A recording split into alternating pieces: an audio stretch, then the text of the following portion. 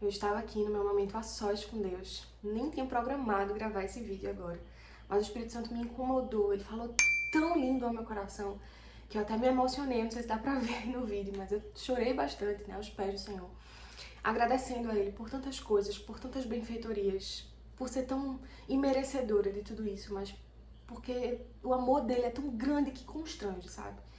E eu estava nesse momento, né, me deleitando na palavra, sentindo de fato a presença, ouvindo a voz do Senhor. E eu resolvi abrir a câmera assim, do jeito que eu tô, cara lavada, cabelo molhado. E o Espírito Santo me incomodou para que eu pudesse compartilhar dessa mensagem. Talvez você esteja precisando ouvi-la agora, nesse momento. Eu estava conversando, né, como eu disse no início desse vídeo, com Deus.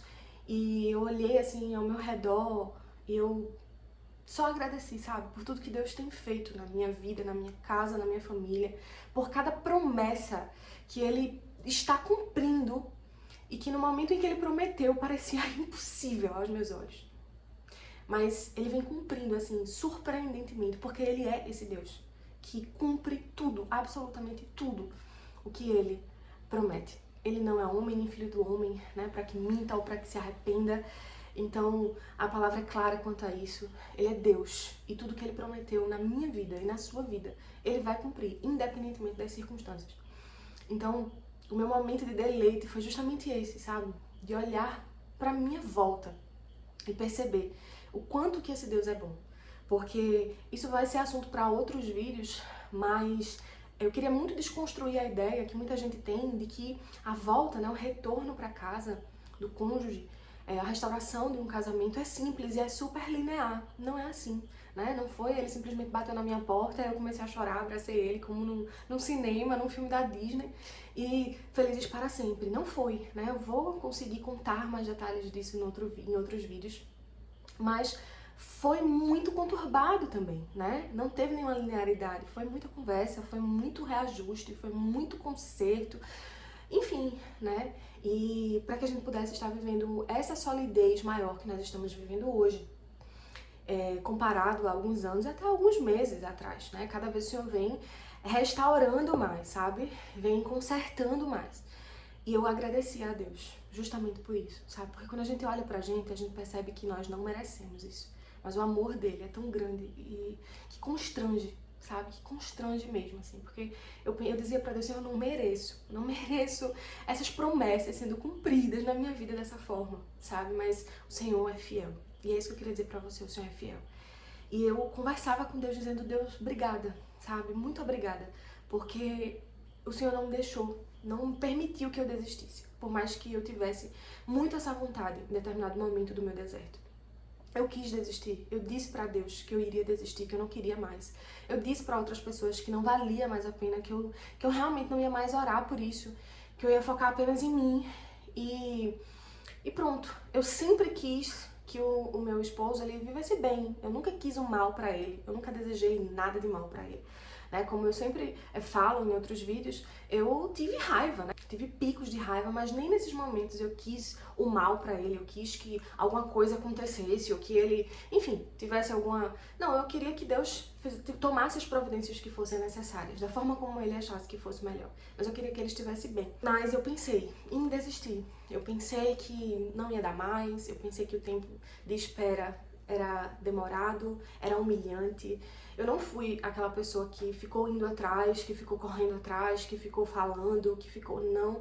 Primeiro porque eu nem podia, eu fiquei bloqueada, né, em todas as redes sociais. Segundo porque eu não faria isso mesmo.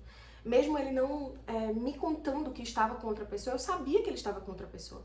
Eu jamais deixaria de ser esposa do meu marido para ser qualquer outra coisa, menos do que isso. Então eu tinha na minha mente que eu precisava respeitar aquele momento dele. E precisava respeitar a escolha dele. Por mais que aquilo me doesse muito. Eu não me submeteria a isso, sabe? E todas as vezes que eu tentava falar com ele, quando ele vinha, era mais sobre a nossa filha, né? As nossas conversas maiores eram sobre isso.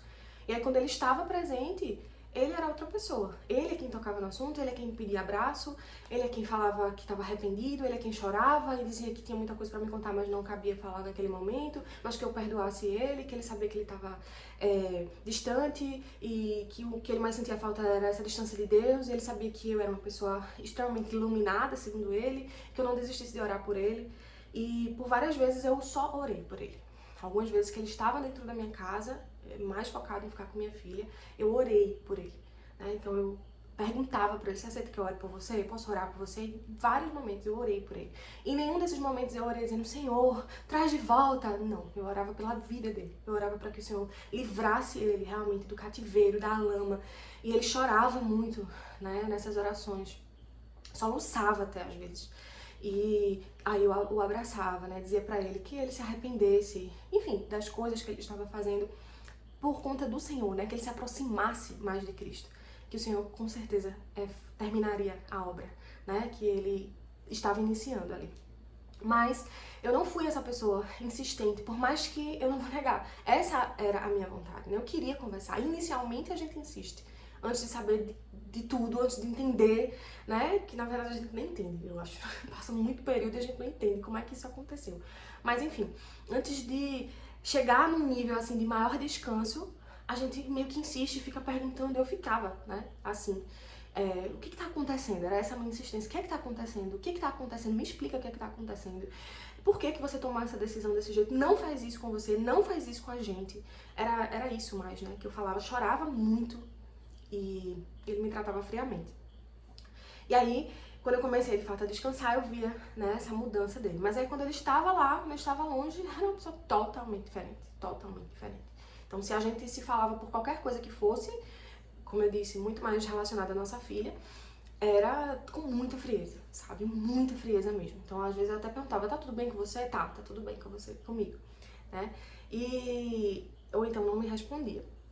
Então assim, foram dores que você sabe, né? Se você passou por isso ou está passando por isso, você sabe que dói. E você se sente rejeitado, você se sente humilhado, você se sente machucado, ferido, sem entender nada. E é óbvio que como ser humano, você vai dizer que é melhor desistir, é melhor não insistir nisso. Porque você não vê mudança genuína, porque o tempo tá passando e você tá perdendo tempo. Tudo isso eu senti. Por mais que o meu deserto tenha durado pouco tempo, comparado a outros muitos desertos que eu leio aqui, que as pessoas conversam comigo nas outras redes sociais, eu senti muito, sabe? E, gente, pode durar um dia, 2 dias, é como se fosse 1 ano, 2 anos. Os dias, eles parecem que são muito longos. E eu vivi esses dias longos, essas noites, em claro, sabe? De muitas lágrimas, de muito questionamento. E eu pensei em desistir por várias vezes. Eu falei que iria desistir por várias vezes. Eu orei dizendo: Senhor, não me peça para continuar insistindo, orando por isso, aqui, né, na brecha dessa situação, porque eu não estou mais aguentando. E aí o Senhor, ele sempre veio, né, com a sua força, e a palavra que ele sempre me dava era: troca de fardo comigo. O meu fardo é leve, o meu fardo é suave. E o seu tá pesado, eu sei que tá pesado, mas troca comigo, deixa nas minhas mãos. E a gente tem uma dificuldade enorme de deixar os nossos problemas, as nossas aflições, o nosso deserto nas mãos do Senhor. Né? A gente quer resolver as coisas pra ontem, a gente quer fazer do nosso jeito, mas o Senhor, ele ordena que a gente troque com ele. E trocar o fardo com o Senhor é realmente entender que tem coisas que não cabem a nós. Existem coisas que a gente precisa fazer, mas existem outras que a gente precisa deixar que Deus faça. E da forma como ele achar melhor. Porque ele é soberano. Ele sabe exatamente o que ele está fazendo, sabe? Então, quando eu comecei esse processo de deixar nas mãos de Deus, de fato, e não é fácil, não é simples. Deixar, tentar realmente não forçar, não colocar as carroças na frente dos bois, né? Tentar realmente deixar que a coisa ela simplesmente flua, né? Conforme o Senhor quer. Não foi um processo fácil, não é um processo fácil, mas é extremamente necessário.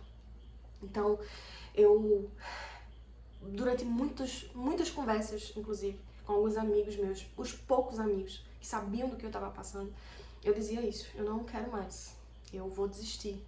Eu quero o bem dele, eu quero o bem pra vida dele, eu não quero nada de mal. Deus sabe do meu coração, né? Não adianta a gente dizer uma coisa e sentir outra, porque o Senhor nos sonda, Então, Deus sabe, né, e sabia naquele momento que de fato eu não queria nada de mal para a vida dele. Nunca quis, nunca desejei nada de mal. Mas eu também não queria mais insistir, por mais que doesse muito. Eu disse para Deus que eu não ia insistir. Talvez você esteja nesse momento, né? Talvez a espera esteja doendo muito, ou talvez você já tenha dito para si mesmo que não vai dar, que não vale a pena, que você não vê a circunstância mudar, que você não vê mudança nenhuma, mas o Senhor pede para que você troque de fardo com Ele, para que você não desista. Não desista de ver as promessas do Senhor sendo cumpridas na sua vida, independentemente de quais sejam. A história de cada um de nós, ela é diferente, né? Então, por mais que o desfecho muitas vezes seja muito parecido, eu já tenho recebido alguns poucos testemunhos, mas assim, muito felizes, de pessoas que têm tido seus casamentos restaurados, e eu fico muito emocionada, muito grata assim a Deus mesmo, porque eu oro de verdade, né, por vocês, porque eu entendo essa dor toda. E as pessoas vêm compartilhar comigo, elas dizem exatamente isso, eu quis desistir. E eu sou muito grata a Deus por não ter deixado que eu desistisse. Então, as nossas histórias muitas vezes podem até ter desfechos semelhantes.